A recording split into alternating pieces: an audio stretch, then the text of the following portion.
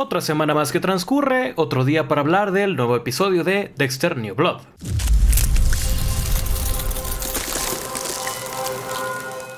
Tal y como podíamos intuir, el episodio nuevamente vuelve a ser muy continuista con lo que vimos en el episodio pasado, comenzando, si bien no exactamente justo donde terminamos el capítulo anterior, sí la mañana siguiente.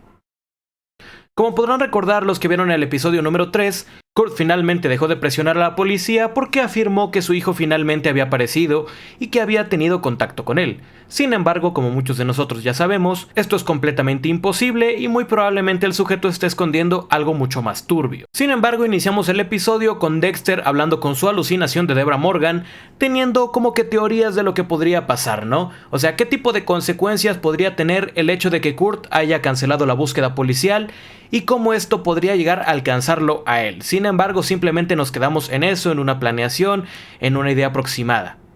Este evento se vuelve todavía más extraño ya que este tipo Kurt, el padre de Matt Caldwell, comienza a afirmar que habló con su hijo incluso después de ya no estar ebrio a la mañana siguiente, retirando completamente la búsqueda policial y destanteando también a Angela, quien, como podemos recordar, era un personaje que Kurt estaba presionando demasiado y que obviamente por dichos elementos quiere establecer contacto con Matt.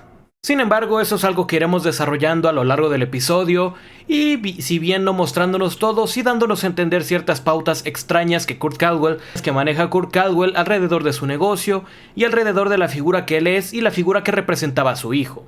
Y hablando de hijos, un elemento muy interesante a denotar en los primeros minutos de este nuevo capítulo es que Harrison parece recordar ciertas cosas de su pasado cuando todavía vivía con Dexter. Esto lo demuestra a través de una conversación que tiene con su padre y repite alguna de las groserías que su difunta tía solía pronunciar, o sea, Debra Morgan. Así que nos da un parteaguas a entender que Harrison recuerda mucho más de lo que parece y nos pone a pensar qué tanto recuerda, ¿no? Recuerda que Dexter desaparecía extrañamente en las noches, recuerda algunas de las investigaciones que Dexter hacía, porque hay cierto recuerdo que se plantea ahí que es demasiado viejo como para que Harrison lo recuerde como tal, demasiado viejo. De hecho, se había planteado en la serie original que era virtualmente imposible que pudiese recordar esta situación. Sin embargo, parece ser que tiene como que pequeños recuerdos muy borrosos, muy tenues, que iremos desarrollando muy seguramente en los siguientes episodios de la serie. En añadido, con respecto a Harrison, que como recordamos en el capítulo anterior ya estaba empezando a estudiar, hay un pequeño incidente en la escuela en la que está inscrito.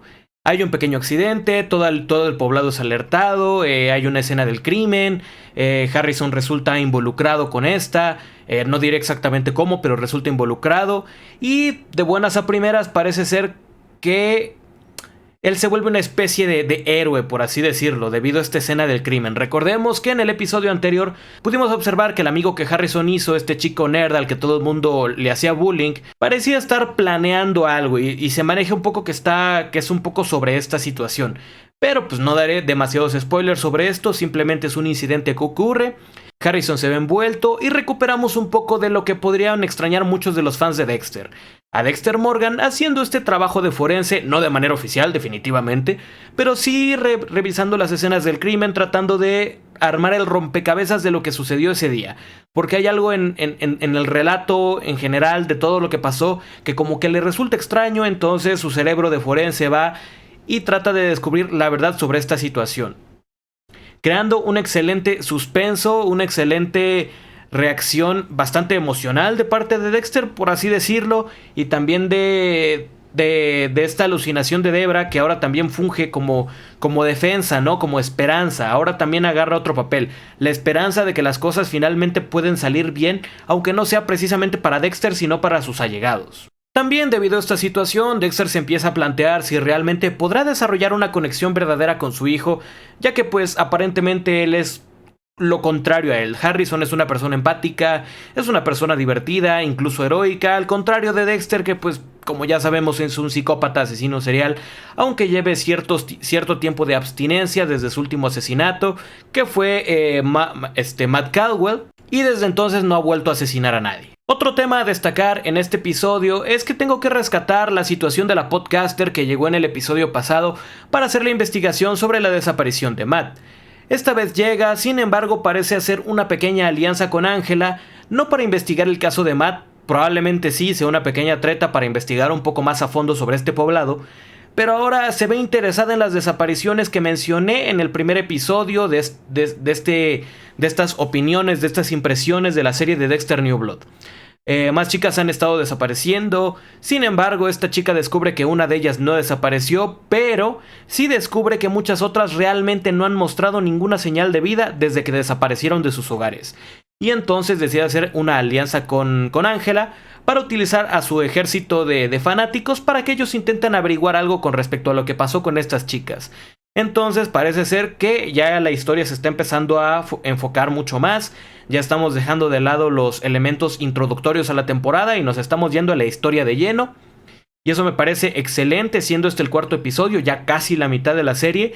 En el siguiente episodio llegamos totalmente a la mitad y muy seguramente vamos a ir rescatando o consiguiendo muchos más elementos para ampliar esta historia principal y para cruzar todas estas subtramas y que desemboquen en el final, vaya. También tengo que hacer una aclaración. Conforme vaya sacando estos episodios cada semana, voy a ir haciendo algunas aclaraciones sobre algunos elementos que haya dicho en episodios pasados, y es que Angela, como había comentado, estaba ciertamente algo paranoica con las desapariciones debido a que yo mencioné que alguien conocida a ella había desaparecido. Yo no recuerdo muy bien si dije si era su hermana o amiga o lo que sea, pero tengo que hacer esta mención. Se hace la aclaración de que esta persona que desapareció, conocida de Angela, era su mejor amiga de secundaria. Es un pequeño detalle que me pareció idóneo corregir. Muy seguramente voy a ir corrigiendo muchos más conforme vaya sacando estos capítulos, ya que recuerden que los capítulos se van estrenando semanalmente, tanto de la serie como de estos pequeños análisis o impresiones. Así que vamos a hacer algunas correcciones y muy seguramente una vez que terminemos la serie y hable del capítulo número 10, a la semana voy a hacer un episodio para hacer una crítica ya integrada de lo que serían todos los episodios en un solo video. También algo interesante a destacar y que quiero mencionar mucho es que finalmente nos dan respuesta de cómo es el asesino serial de este episodio. ¿Con qué me refiero a que nos dan respuesta? Finalmente vemos cómo es el modus operandi y cómo aparentemente suele secuestrar a las chicas. Si ustedes recordarán, yo me quejaba mucho de que la chica que vemos asesinada en el episodio anterior, nunca vimos realmente cómo llegó a esta extraña cabaña. Sin embargo, ahora finalmente podemos hacernos una idea de cómo lo hizo. Esto es un detalle muy interesante porque es algo necesario de explicar. Es algo necesario de explicar y me parece una manera no común, pero sí muy idónea para poder mostrarnos cómo es este asesino serial, cómo parece estar operando y en qué tipo de objetivos son los que se suele fijar.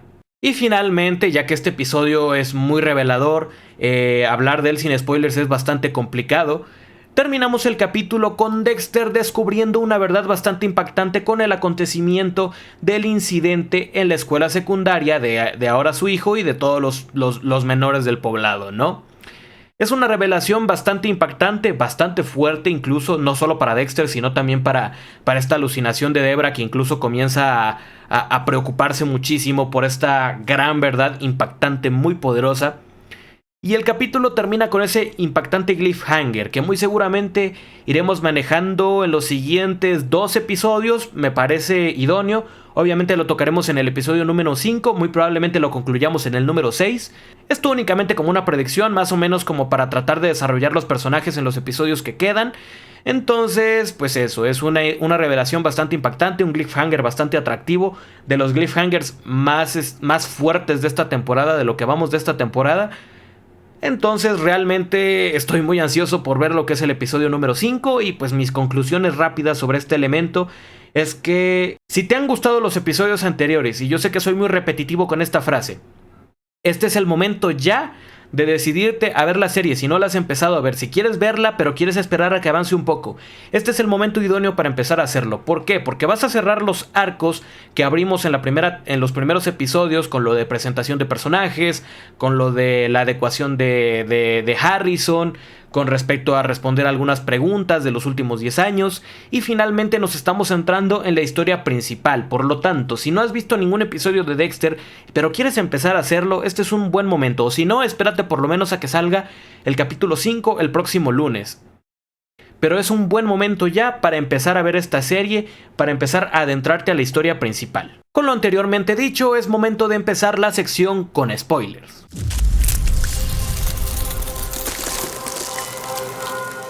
Como ya había mencionado, Harrison parece recordar algunos acontecimientos de sus primeros años de vida, esto reflejado con la conversación que mantuvo con Dexter, mencionando algunas palabrotas que mencionaba su tía Deb.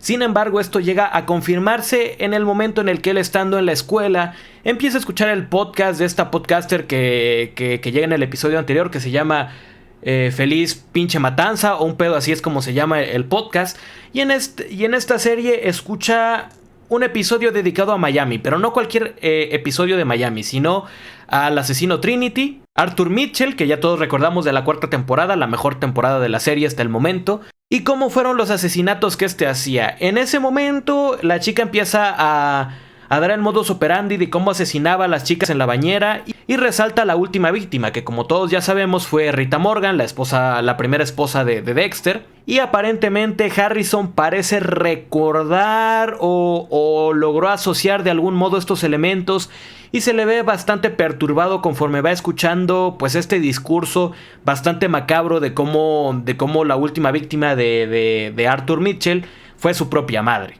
Lo cual nos lleva a otro elemento muy interesante que yo tenía completamente descartado para esta temporada, dada que en la 5ª temporada de la serie, o 6ª, no recuerdo bien, una terapeuta había analizado el comportamiento de Harrison, descubriendo que realmente era imposible que pudiera recordar cómo fue la muerte de su madre al ser completamente un bebé.